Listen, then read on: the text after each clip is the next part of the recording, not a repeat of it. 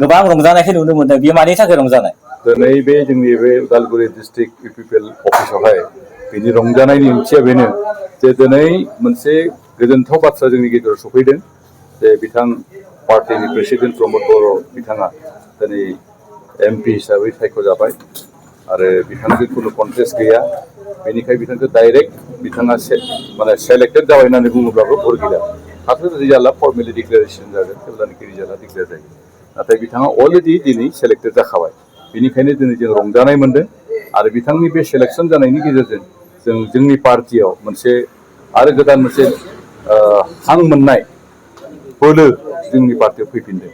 गोबां पार्टिनि अपोजिसन मानसिफ्रा बुंदोंमोन जे इउपिपिएलआ थैबाय, नाथाय दिनैथ' इउपिपिएलआ थैयाखै, थांखांनायनि आरो गोजौआवसो थांबावबाय।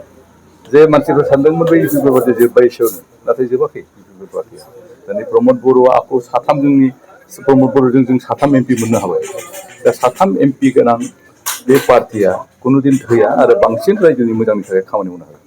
बिथांनि बे रायजो सभायाव थांनानै एमपि जानाया फैबाय थानाय बिसायख'थियाव माबायदि गोहोम खोख्लैगोन? बे थारैनो मोनसे गोहोम खोख्लैगोन आरो मानसिफ्रा फोथायगोन।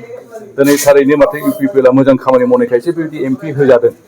दिनै एनडिएआव मोनसे स्ट्रं पार्टिसिप एनडिएनि मोनसे स्ट्रं अंग बिपिएफ हिसाबै दङ। बिथांमोना बिजेपिजों एलायन्स दङ। बिथांमोना एखेलगे सरकार जादों, नाथाय बिथांमोननो होआखिसै दिनै एमपिखौ, नाथाय इउपिपिएलनोसो होबाय। जोंहाथ' सरकारबो गैया बर्थमान। दा बेनो मोनसे फोथायनाय जे सरकारा आसलते दिनैसिम प्रमद बर'नि दैदेननाय इउपिपिएलनि सायाव गोबां फोथायनाय दङ आरो बे सरकारनि गेजेरजोंसो बे ओनसोलाव सान्थिया फैदोंमोन। बेखौ मिथिनायखायनो, बेखौ नाजावनायखायनो दिनै भारत सरकार थामहिनबा आसाम सरकारा जोंनि प्रमद बर' बिथांखौ आखौबार एमपि खालामदों आरो बेनिखायनो रायजोफ्रा फोथायनाय दङ जे थारैनो बे पार्टिया आरो गोख्रोंसिन जागोन फैबाय थानाय समावहाय आरो बे पार्टिजों थाब्लासो बे ओनसोलाव जौगाथाया फैगोन। बे बाथ्राया सानखांगोन आरो निश्चय थारैनो बे एमएलएआवहाय बांसिन मानसिफ्रा जोंनि बे पार्टि हान्जानि भट होगोन। जोङो खोनानो मोनबोदोंमोन बिथां प्रमदआ गोबां मिटिंफोराव बुंबोदोंमोन रायजोआवहाय खामानि मावनायनि उनावहाय मिरुआवहाय थांगोन होननानै।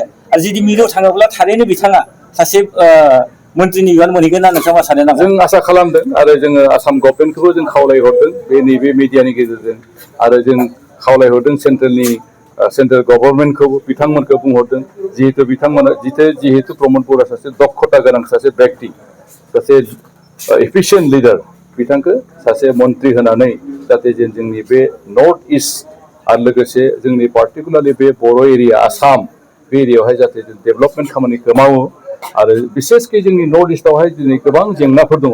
बे जेंनाखौ सुस्रांनायनि बेलायावहाय प्रमदआ थारैनो मोनसे लिडारशिपखौ नेसनेल लेभेलाव लानो हागोन जोंहा बे फोथायनाय दङ।